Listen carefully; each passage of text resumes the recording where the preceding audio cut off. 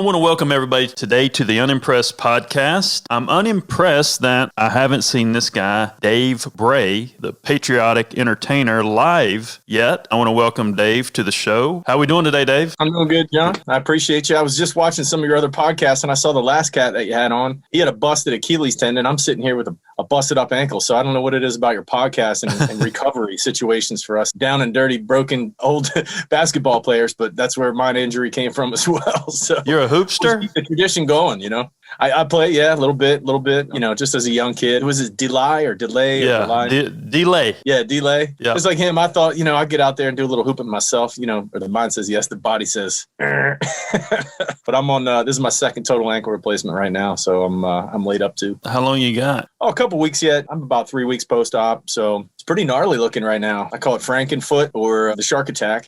Feel like you wake up from a shark attack every single day. But no, we're good, man. And I just want to say thanks to you for what you do with Bang and with Unimpressed, and for having, you know, kind of us no-name or artists, at least for myself, up-and-comers. But thanks for having me on. What you do is kind of carving out a niche, if you will. Tell me a little bit about that. And is there anybody else that you look up to in this space at all? I feel like there's a part of me that has done a little bit of everything in music. Where I reside now is in a realm of patriotism, spiritual faith, and just self-searching and bringing some awareness to some of the goodness and some of the, you know, the light that we still have in this country, the freedoms that we still have and why we still have them in my music. But then, you know, if you go back through my history, you know, it's wrought with a bunch of different stuff. I was with a rock band called Madison Rising, touring rock band called Madison Rising, and wrote this sort of well-renowned version of the Spangled Banner, rock and roll and everything, which was cool, good for those times. And then before that, you know, other music projects. I was in the hip hop circle for a while. I actually did some collaboratives with One Time Music, who was a police officer rapper, and my buddy Jeremy Harrell. He calls himself the hip hop patriot. So I've dealt with hip hop genres. I've done rock and roll, like heavy metal genres. And now I'm sort of moving into this, I don't know, it's a little more passive, but it's also more intelligent, I guess, music. And really what it comes down to is, can I reach a listener who is searching for something? And can I reach a listener and help that person maybe get over that day that they might not have seen themselves over by themselves? So I'm trying to be a bridge to the spiritual, and I'm trying to awaken the next generation to the importance of the freedoms that we still have in America today. What's your take on spirituality? As individuals, we all have our own thumbprint when it comes to faith. We've all lived a different past. So there's no one faith for all of us to have a certain thing to hold on to. I can't give you my faith stone and have it work for you. But I am truly a believer. I'm a Christ-driven guy. For me, myself, I understand like the interpretations over the years are twisted and changed. But for me, to believe that there's still something out there beyond self that can relate, or I call Christ my cell phone. You know what I mean? I can't imagine what God truly is. I don't think any human being on the planet can visualize, you know, reach out mentally and pick up what God or the essence of God is. So I use Christ as my cell phone, and I say, hey, man, do me a favor, get this message to the big guy. In a sense, that's the crutch that I use. I use Christ as my faith crutch, but everybody has their own little thing. And as long as it's a positive element, it's doing good for you and it's doing good for your family, it's taking you physically and mentally in the right direction, then for you, that can be your faith stone, or that can be your faith element that you hold on to. But we all have our own different interpretations. Mine's the big guy, and for you, it might be something totally different. Well, I think interpretation is the right word. You know, I think there's one entity up there, you know,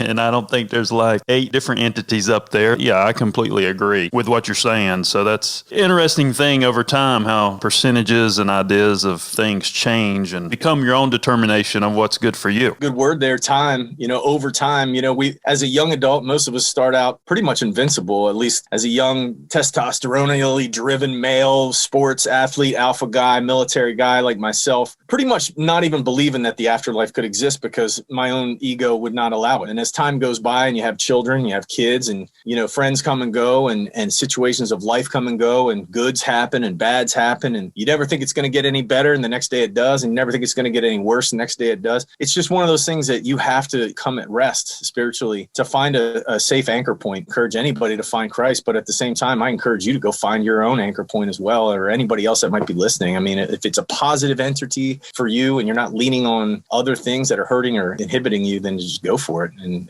make it a positive thing. Now, is that intertwined in your music? And is that how you put yourself out there and present yourself? How do you go out and get a live gig? So again, I work with a lot of first responders, fire, police, military, veteran communities, people that actually day in and day out are putting their lives on the line. And they say, there's no such thing as an atheist in a foxhole. And again, I don't consider myself to be a preacher in any way, shape, or form, or a teacher of this or this, mantra. All I can do is share experience. You know what I mean? I can share basically the way that I write a song is right from that heartfelt, emotional place of whether it be darkness or victory in whatever those moments are. And I feel like my music just carries that on its own without having to, K-love it to death. I use K-love as an example. Every song is no mystery to it. It's all just this song is about Jesus. This song is about Jesus. This song is about Jesus. And I'm like, man, I listen to K-love. It's good for like the first 15, 20 minutes, but then it turns into cotton candy for me. I'm a guy looking for a little more substance out of my music. And I think my listeners are wise enough to look for that substance that falls underneath. And you say intertwined, and that's a great word because, I'll intertwine the lack of faith right into the strength in faith or the strength of patriotism into a song. But I'll make you self-question at the same time. Is this something you believe or is it not? My new single called Into the Light is blatantly out and forward, but it also talks about how bad of a situation we're in, man. This country and this nation, this world right now is just chaos. We're wrought with being yanked in one direction. Believe this over here, believe that over here. It's like a 24-hour cycle of bombardment coming through our phones, coming through our televisions, the narratives on news cycles. It's just a continuous bombardment of questioning what you believe. And if you don't believe in one thing, then you'll be hated by this group. And if you don't believe in another thing, you'll be hated by this group. It doesn't have to be that way.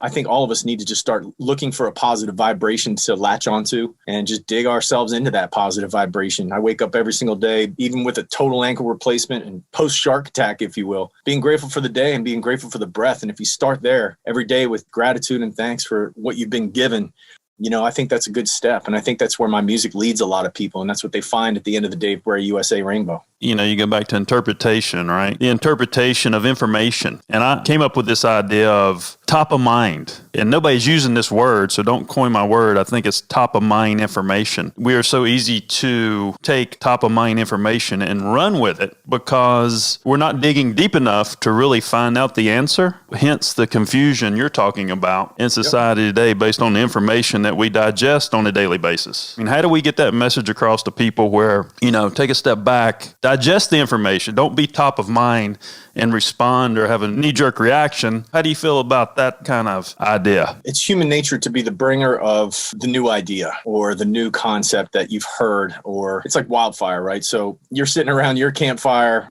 chiseling away on your rock, trying to make your wheel, and some guy comes over with a campfire so you can work at night. The first thing you want to do is be the next guy who passes it on to your friend and shows them how much easier life can be or the new thing in life. I'm making a caveman reference there because it's in our DNA. I think the reference of wanting to have something new to talk about with our friends and with family or whatever it may be, whatever your circle might be, or on social media. And social media is the epitome of that. If you're the first person to have the new video up, the guy saving a kid off of a highway or something, whatever it may be, that video goes viral and then people start stealing it and making their sub videos, and those videos go viral. But virality of information has become the new currency of value in this day and age. And we've lost what the true value of that fire is, to be not just something that's put up and forgotten about and looking for the next thing, but really cherish the information, really look into it. What is actually happening with this fire? Just like you said, go above and beyond what the normal person would do with the information. Just be like, hold on a second, that one car glitches and that might not even be real. This should be put into question before I just shove it out there. But we're all looking for the instant gratification, feel good button. There's a documentary out that says that there's an actual true physical reaction to dopamine,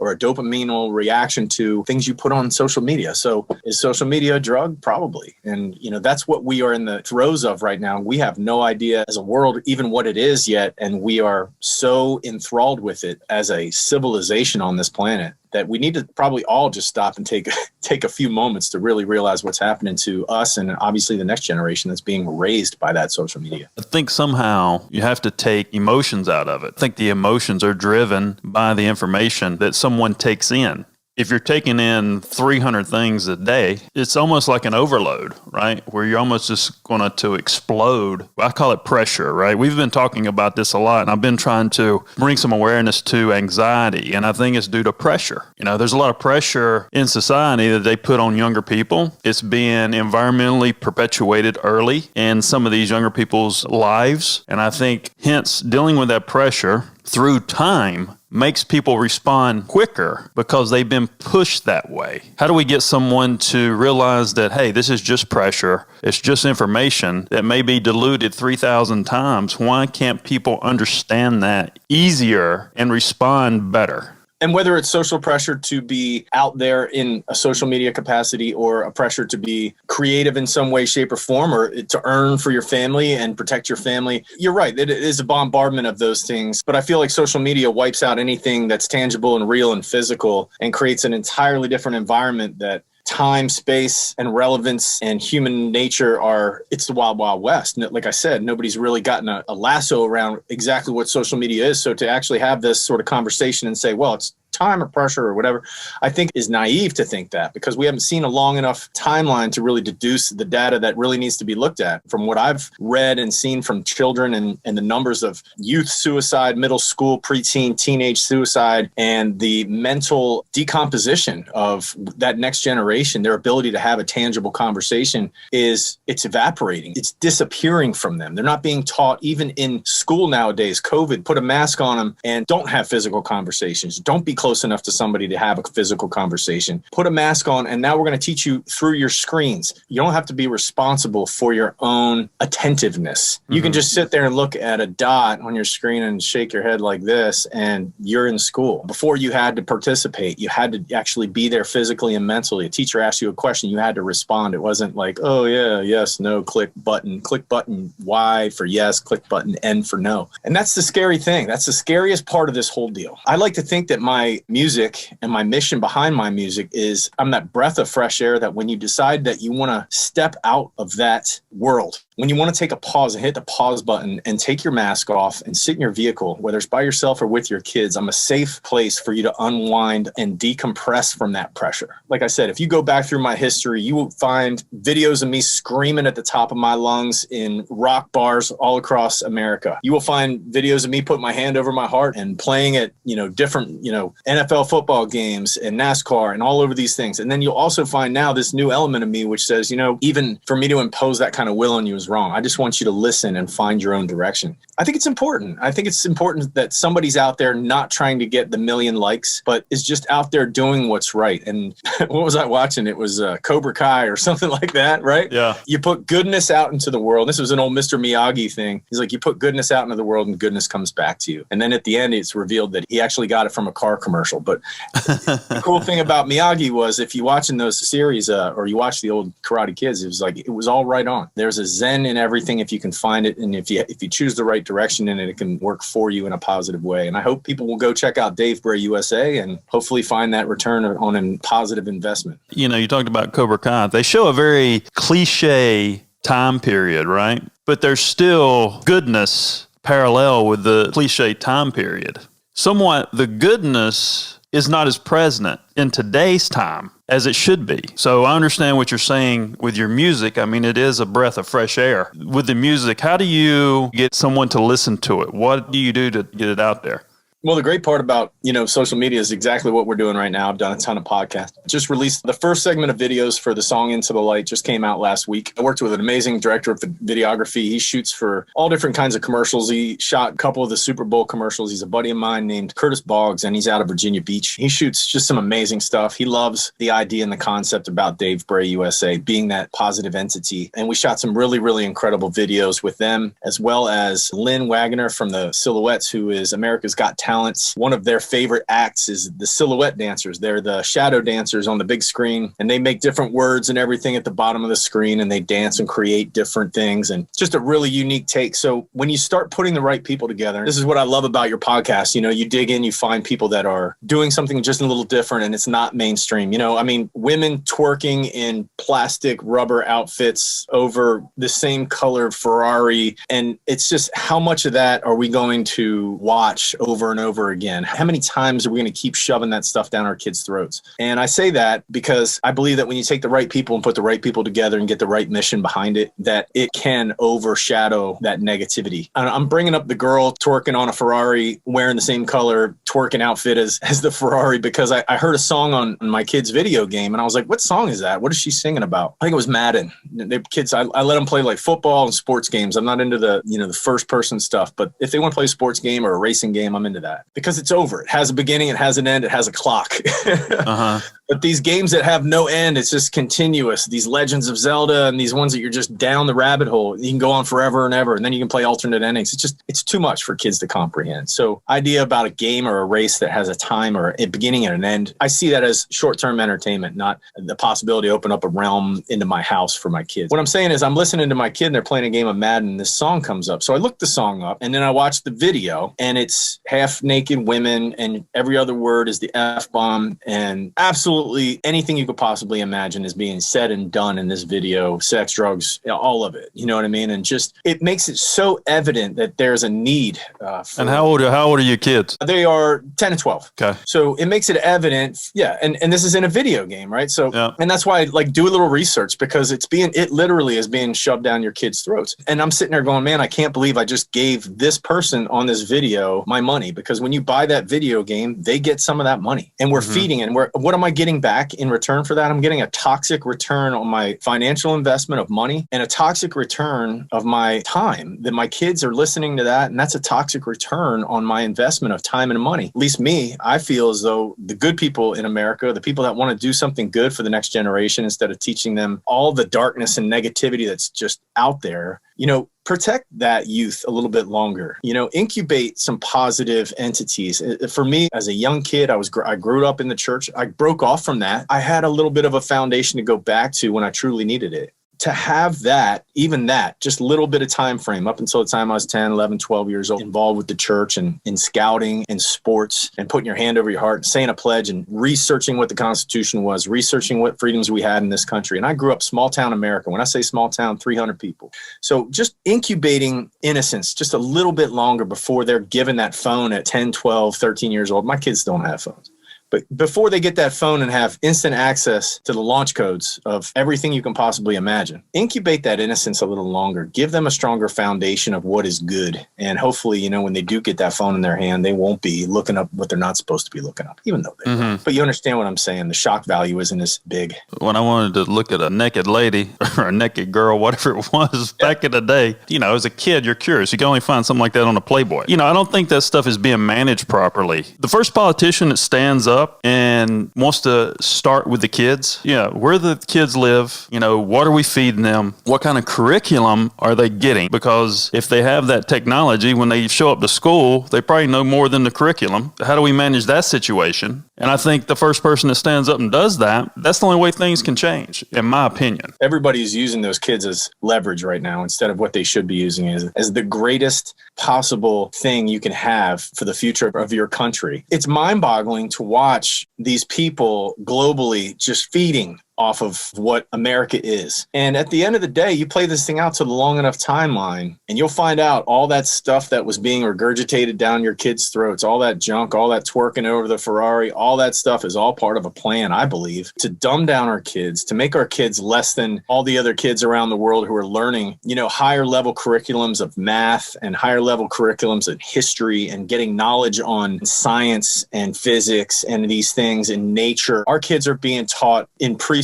I can remember flipping out on the preschool teacher. I said, what are the kids in this class going to learn? And she's like, well, we rip paper and that's, fine muscle memory skills. And I'm like, my child is 4.5 years old. He can read. I was like, what reading curriculum? Oh, we don't do any reading here. We read to the kids. I was like, you don't do any vocabulary, numbers, math, anything. I was like, I had been working with my kid for so long and he got there and he came back different from the classes because he's like, man, we're allowed to do this, this, and this, and I'm looking at that and I'm like, how difficult would it really be to start all kids off in a preschool instead of waiting till they're 5 and 6 or 6 and 7 years old to get them into into a public schooling system or some type of curriculum. The young adolescent, pre-4 or 5, the 2, 3, 4-year-old kids, to get them started on something earlier, and then having our school system run, 10, 12 years, but it wouldn't have to be 12 years if it was done efficiently. I'm looking at what, the literacy rate of the high school seniors in the class of 2020 were like the lowest they've ever been. You're looking at the math, levels of kids in 2020 and the scores to get into colleges, lowest they've ever been. And when I'm sitting there going, you look over at what classes and what scores and what colleges, they're taking people from overseas because they're taking bilingual, trilingual kids that are being taught at such a higher level. And American kids are being born into,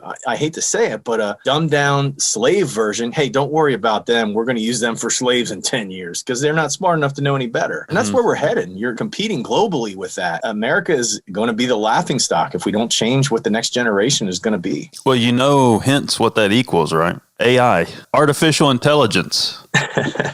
Because think about it, if more than half the society is dumbed down enough, and now that these companies have went to space, and the 5G is part of that because they can operate their business from space now. And I think we've kind of missed that narrative with the 5G. I think that's really why the 5G was a big deal, is because, a company like Amazon can utilize the 5G and operate their warehouses and then cut their workforce in half. I knew it was this big conspiracy theory about how 5G interacts with the wavelengths of what's going through our bodies on a daily basis, the radioactivity basically of it, and how that would change us. What intrigued me more was that real estate owners, like true real estate owners, people that own blocks of land, I don't know where I heard this, but there's a case going against using the airspace above them because you own everything from the center of the earth up through that real estate all the way up to space. You own it all as a real estate owner. And the fact that you're not being either compensated or asked to use the airspace above you. Have you heard anything about the case? That sounds like our only defense, though. They have quelled everyone who's brought it up. They've been like, yeah, just shut them down. Write a check. But these large real estate owners are starting to say, you know what? Time out, man. How much stuff is really being sent over top of my cows, over top of my corn, over top of my fields? What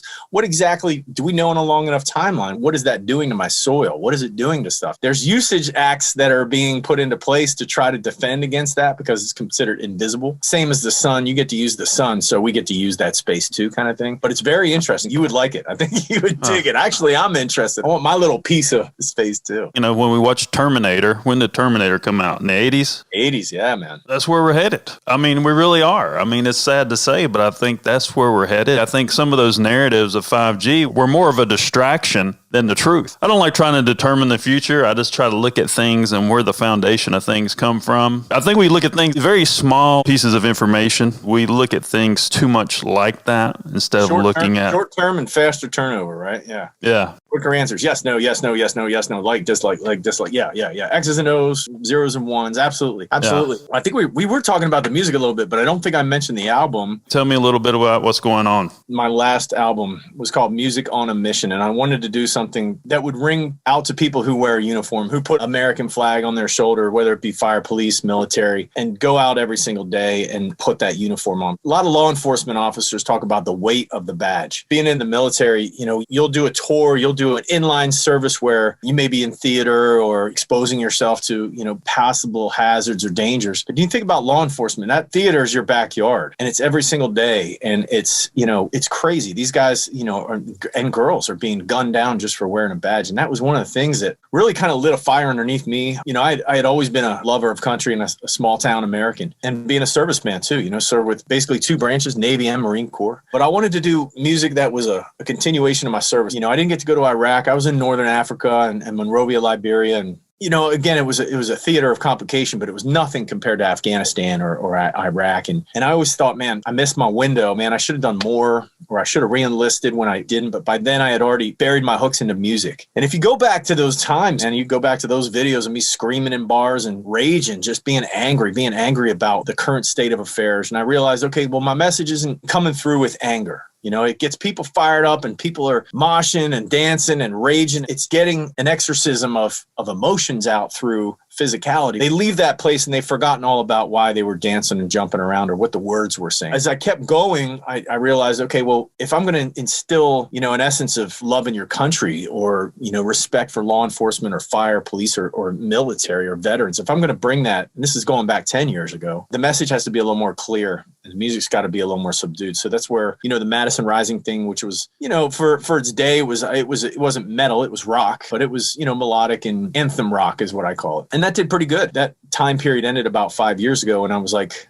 okay, I got something tangible that I know works. Unfortunately, the record label didn't see the way I saw the next 5 years going, and we broke it off. And I went out on my own, and Dave Bray USA was born. So a lot of people are like, was that USA, U.S. Army? I'm like, actually, no, it was Navy Marine Corps. So it should be USN, USMC? I said, no. I was like, Dave Bray USA. It's just a patriotic moniker. It's my social media handle. Some people go by Wingnut Surfer 101. I go by Dave Bray USA. So Dave Bray USA is born, and the first album, Music on a Mission, comes out. And instead of just releasing an album of music, okay, which is what every other artist has done since the dawning age of time, I wanted to create a different listening experience. It all started with a narration I did before one of the songs. Somebody asked me, what's the point of the album? What do you mean, what's the point of the album? I think it was a podcast or a radio phoner or something like that. And I said, the point of my music is to teach respect. If I walk down the street and I see a 12 to 18-year-old kid and I'm wearing, let's say, an old FMF badge or something on my hat, like a